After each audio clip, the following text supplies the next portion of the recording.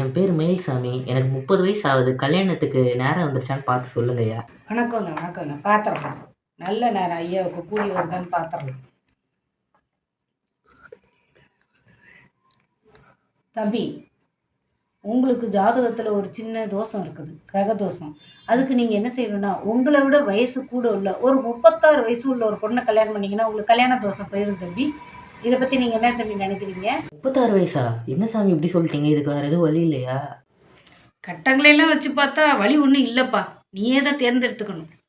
அப்போ 18 வயசில் இருக்க 2 பேர் கல்யாணம் பண்ணிக்கலாமா? ஓ, நீ அப்படி யோசிக்கிறியா? ஏன் 4-9 கல்யாணம் பண்ணிக்க, ரொம்ப நல்லா இருக்கும். என் பேர் மயில்சாமி. எனக்கு 30 வயசு ஆகுது. கல்யாணத்துக்கு நேரம் வந்துருச்சான்னு பார்த்து சொல்லுங்கய்யா. வணக்கங்க பார்த்துடலாம்.